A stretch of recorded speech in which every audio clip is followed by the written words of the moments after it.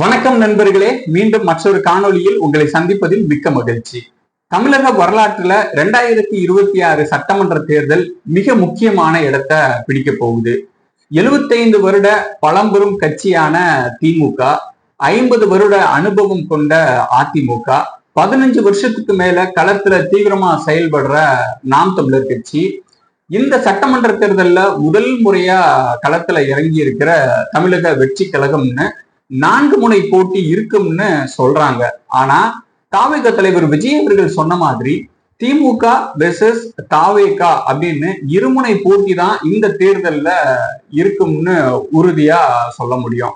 அதுக்கு மிக முக்கியமான காரணம் தாவேகா தலைவர் விஜய் அவர்களுக்கு கிடைச்ச முதல் வெற்றி. அது என்ன? ஸ்டாலின் ஏன் உச்சக்கட்ட பயத்துல இருக்கிறாரு?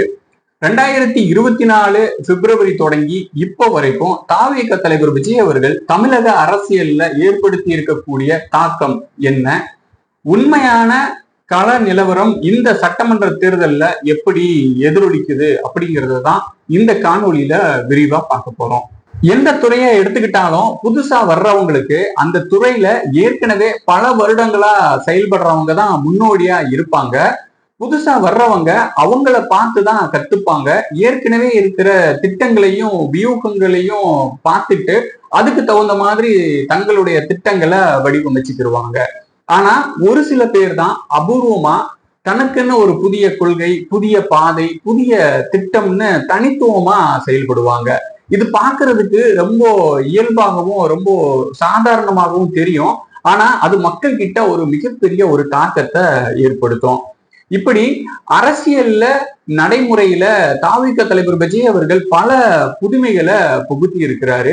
அந்த புதுமைகளை மக்கள் பெரிய அளவுக்கு கொண்டாட ஆரம்பிச்சதுனால பழம்பெரும் கட்சியான திமுகவும் விஜய்க்கு போட்டியா அதை செயல்படுத்த தொடங்கியிருக்காங்க.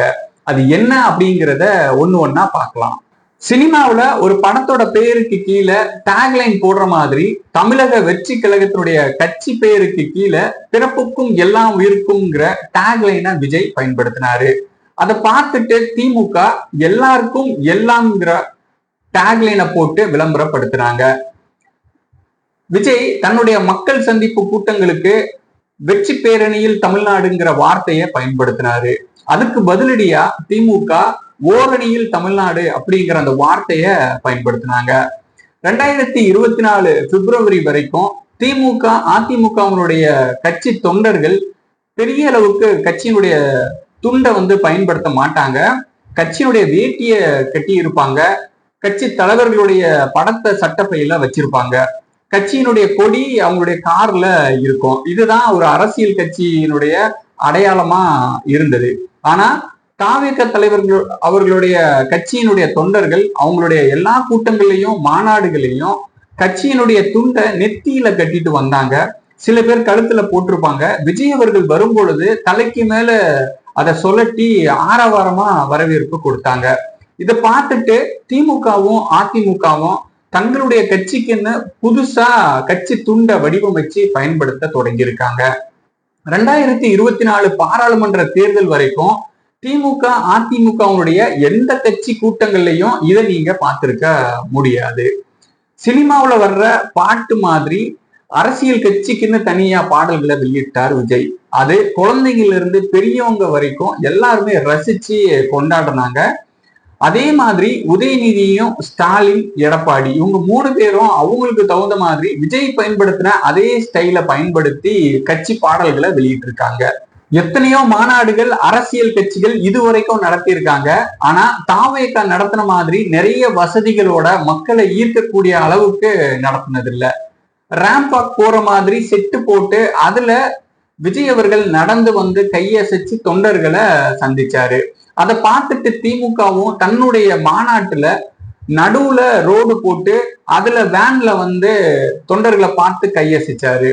இந்த மாதிரி தாவேகா செய்யறத பார்த்து திமுகவும் அதிமுகவும் காப்பி அடிக்கிறத சொல்லிட்டே போலாம், அவ்வளவு இருக்கு. இதை எல்லாத்தையுமே தூக்கி சாப்பிடுற மாதிரி ஸ்டாலின் ஒண்ணு பண்ணாரு பாருங்க. அதுதான் காப்பி அடிக்கிறதுலயே நடந்த தரமான சம்பவம். இதுவரைக்கும் நாம பார்த்த ஸ்டாலின் வெள்ளை வேட்டி சட்டையில தான் இருப்பாரு. ஆனா தாவேக தலைவர் விஜய் அவர்கள் கட்சி ஆரம்பிச்சதுக்கு பிறகு சந்தன கலர் பேண்ட் வெள்ளை சட்டையில தான் வர ஆரம்பிச்சாரு. அதை பார்த்துட்டு ஸ்டாலினும் சந்தன கலர் பேண்ட் வெள்ளை சட்டைக்கு மாறிட்டாரு. இப்போ வரைக்கும் தன்னை அப்பான்னு கூப்பிட சொன்ன ஸ்டாலின் கடைசியா விஜய் சொல்ற மாதிரி உங்க அண்ணனுக்கு ஓட்டு போடுங்க அப்படின்னு சொல்லி கையெடுத்து கும்பிட்டு கேட்க ஆரம்பிச்சிட்டாரு. எந்த துறையா இருந்தாலும் தன்னுடைய போட்டியாளரா யார நினைக்கிறாங்களோ அவங்க செய்யறதையே செய்யறது, இல்ல மக்களை எது கவர்ந்து இழுக்குதோ அதையே செஞ்சு மக்களை தங்கள் பக்கம் ஈர்க்கிறது தான் ஒரு வெற்றிகரமான விளம்பர யுக்தி. இது தொழில்ல மட்டும் இல்ல, அரசியல்லையும் இருக்கு. இந்த இடத்துல ஸ்டாலின் கொஞ்சம் கூட வெக்கமே படாம கூச்சப்படாம விஜய் அவர்கள் என்ன செய்யறாரோ அதை அப்படியே அச்சு பிசகாமல் செய்யறாரு.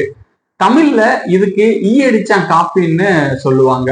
அந்த அளவுக்கு கட்சியினுடைய டேக்லைன், பாட்டு, கொடி, துண்டு, பிரச்சார வியூகங்கள், பயன்படுத்துற வசனங்கள் தொடங்கி விஜயினுடைய ட்ரெஸ் கோடு வரைக்கும் விஜய் செய்யறத அப்படியே செஞ்சு விஜய் தான் தன்னுடைய போட்டியாளர்னு நிரூபிச்சிருக்கிறார் ஸ்டாலின். இப்ப சொல்லுங்க, இந்த தேர்தல்ல திமுக வெர்சஸ் தாவேகா இதுதானே உண்மையான கள நிலவரம்? ஸ்டாலின் உச்சக்கட்ட பயத்துலதான் இந்த தேர்தலை சந்திக்கிறாங்கிறதுக்கான காரணம் என்னங்கிறத பார்க்கலாம்.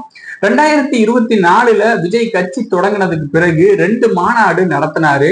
அப்புறமா தன்னுடைய கடைசி படமான ஜனநாயகன்ல நடிச்சு முடிச்சுட்டு முழுமையா கட்சி பணிய தொடங்கினாரு.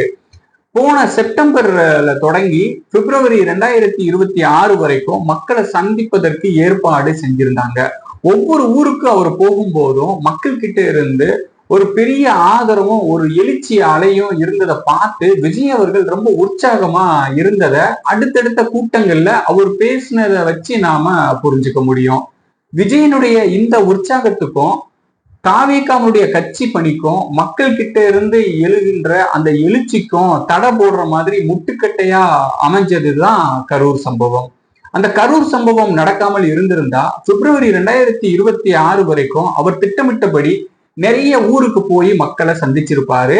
அதன் பிறகு தேர்தல் பிரச்சாரங்களையும் அவர் செஞ்சிருந்தா இப்ப நாம பாக்குற இந்த கூட்டத்தை விட ஒரு மிகப்பெரிய ஒரு மக்களுடைய எழுச்சியை நாம பார்த்திருப்போம். விஜய்க்கு கிடைக்கிற மக்கள் ஆதரவும் எழுச்சியும் தன்னுடைய கட்சி கூட்டத்துக்கும் இருக்கு அப்படிங்கிறத நிரூபிக்கிறதுக்காக விஜய் செய்யற எல்லாத்தையுமே அப்படியே காப்பி அடிச்சு செஞ்சாரு ஸ்டாலின். இருந்தாலும் அதுல அவருக்கு பெரிய அளவுக்கு திருப்தி இல்லை. கூடவே அடுத்த முறை நம்ம ஆட்சிக்கு வர முடியாதோங்கிற ஒரு பயம் அதிகமா இருந்துச்சு. அதனால நடிகர் விஜயை வீழ்த்துவதற்காக நிறைய நடிகர்களை பயன்படுத்தி ஒரு புதிய அரசியல் வியூகத்தை வகுத்தாரு. நடிகர்கள் சிவகார்த்திகேயன், விஜய் சேதுபதி, மணிகண்டன், இன்னும் நிறைய பேரை அரசினுடைய நலத்திட்ட விழாக்கள்ல பங்கெடுக்க வச்சாரு. சூப்பர் ஸ்டார் ரஜினி சாருடைய பேரை பயன்படுத்தாம சூப்பர் ஸ்டார் அப்படிங்கிற அந்த வார்த்தையை மட்டும் பயன்படுத்தி தேர்தல் பிரச்சாரங்கள்ல தொடர்ந்து ஈடுபட்டு வராரு. 2011 தேர்தலுக்கு முன்னாடி தென்னிந்திய நடிகர் சங்கம் சார்பாக கலைஞர் கருணாநிதிக்கு ஒரு விழா ஒண்ணு எடுத்தாங்க. அந்த விழா முழுக்க முழுக்க தென்னிந்திய நடிகர் சங்கம் சார்பாக எடுக்கப்பட்டது. அந்த விழாவுல கலைஞர் கருணாநிதி நிறைய நலத்திட்ட உதவிகளை அறிவிச்சாரு. அந்த கூட்டத்துலதான் நடிகர் அஜித் தன்னை கட்டாயப்படுத்தி கூட்டிட்டு வந்ததா ஒரு புகார் ஒண்ணு தெரிவிச்சாரு. அது முழுக்க முழுக்க நடிகர் சங்கத்தால நடத்தப்பட்ட ஒரு விழா. ஆனா இங்க அப்பா கலைஞர் கருணாநிதியை மிஞ்சுற அளவுக்கு ஒரு அரசு நடத்துற ஒரு நலத்திட்ட விழாவிற்கு நடிகர்களை கூப்பிட்டுட்டு வந்து பேச வச்சதெல்லாமே ஒரு வேற லெவல் ஒரு விளம்பர யுக்தி அப்படின்னு தான் சொல்லணும். இது தமிழக வரலாற்றுல நடப்பது இதுதான் முதல் முறை. அந்த அளவுக்கு விஜயை பார்த்து ஸ்டாலின் அவர்கள் பயந்து போயிருக்கிறாரு. இன்னொரு பக்கம் வடிவேலு, சத்யராஜ், பிரகாஷ்ராஜ் அப்படின்னு வழக்கமா நடிகர்களை வச்சு தேர்தல் பிரச்சாரத்துல ஈடுபட்டுக்கிட்டு இருக்காங்க.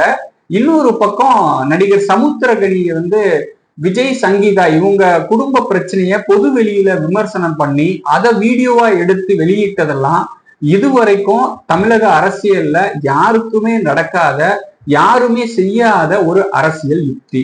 இப்படி என்னதான் புதுசு புதுசா அரசியல் யுக்திகளை பயன்படுத்தினாலும், அவதூறு பரப்புனாலும், கரூர் சம்பவம் மாதிரியான தடைகள் வந்தாலும், தேர்தல் பரப்புரை கூட்டங்களுக்கு அனுமதி கொடுக்காம கடுமையான ஒரு நெருக்கடிகளை கொடுத்தாலும் கொஞ்சம் கூட மனம் தளராம, மனம் கலங்காம, மிக தைரியமா மிக தீவிரமா திமுகவை எதிர்த்து அரசியல் செய்யறாரு தாவேகா தலைவர் விஜய் அவர்கள்.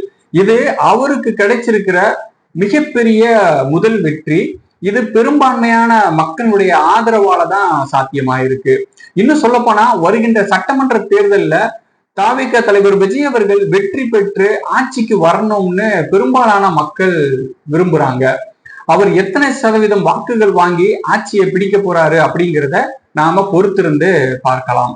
இந்த காணொலியை பத்தி நீங்க என்ன நினைக்கிறீங்க அப்படிங்கிறத மறக்காம கமெண்ட்ல சொல்லுங்க. இந்த காணொலியை உங்களுடைய நண்பர்கள் சொந்தங்களுக்கு பகிர்ந்து கொள்ளுங்க. மீண்டும் மற்றொரு காணொலியில உங்களை சந்திக்கிறேன். நன்றி, வணக்கம்.